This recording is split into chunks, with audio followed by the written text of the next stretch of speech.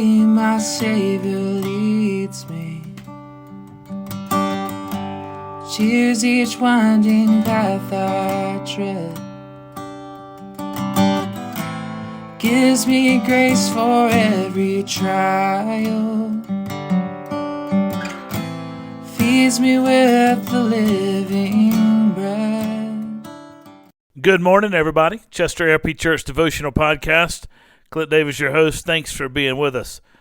1 Samuel chapter 25, story of David and Abigail.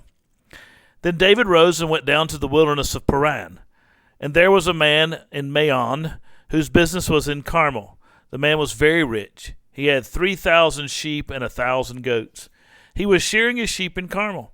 Now the name of the man was Nabal, and his wife Abigail. The woman was discerning and beautiful, but the man was harsh and badly behaved. He was a Calebite. David heard in the wilderness of Nabal was shearing his sheep. So David sent 10 young men. And David said to the young men, "Go up to Carmel, and go to Nabal, and greet him in my name.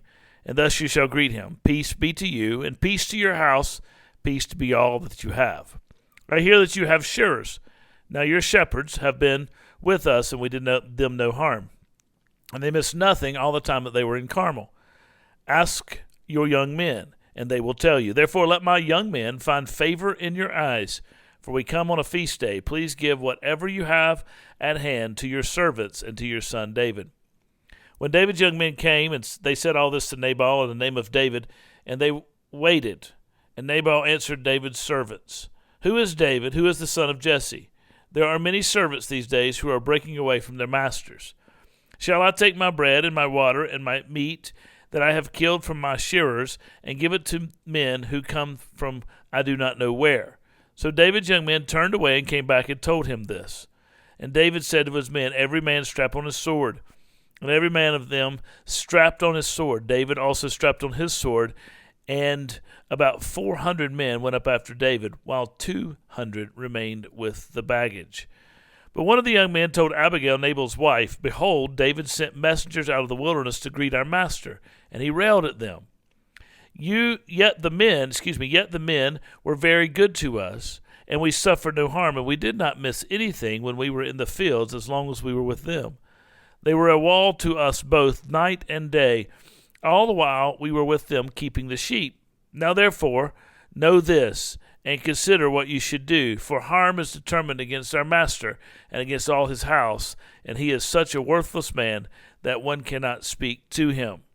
So Abigail made haste and took 200 loaves of 2 skins of wine, and 5 sheep already prepared for 5 seahs of parched grain, and 100 clusters of raisins, and 200 cakes of figs, and laid them on donkeys.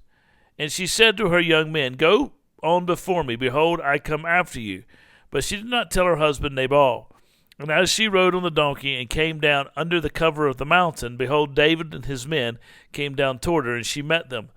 Now David said, Surely in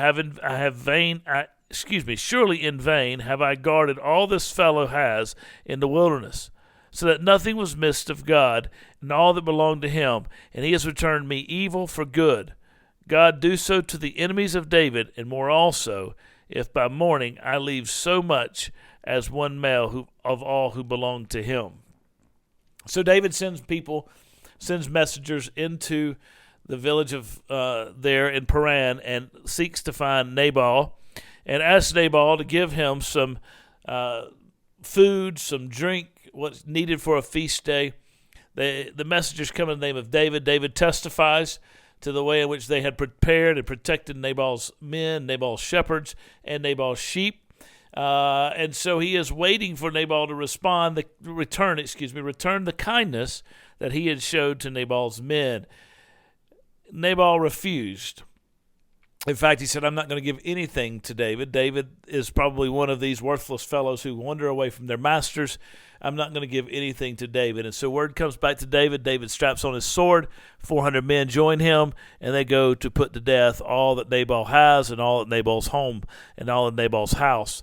Abigail, Nabal's wife, hears about this, and so she goes to meet David and prepares food and stuff for him after she receives word from one of the servants who was protected by David. And so they meet in the wilderness, Abigail and David. Interestingly, Nabal does not return the kindness shown to his men. I think there's a lesson for us in that. We are called to return the kindness that we and those in our family and those in our charge have received from other people. Responsibility for us is to return the kindness to one another. That's the first thing. The second thing is sometimes we have to be prepared to recognize that there are those who will not treat us with kindness, will not return that kindness to us. Nothing that we have necessarily done. It's just who they are, the kind of people they are. That does not absolve us of the responsibility to be kind to one another. It does not justify a hardness of heart.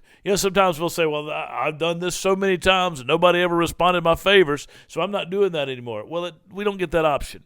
As people of God who are called by God to live according to God's will and purposes, we are called to always act in accordance with kindness and grace and mercy in our lives. And so as we do that, we trust that God will indeed return the favor in his time. But if it's not, we still do what we are called to do because it is the right thing to do. I'm going to end there. So 1, we need to return the kindness. 2, we need to always do what is right, even if it means we don't always get what we want. You guys take care. God bless you. I'll see you tomorrow. You carry me close to your heart and show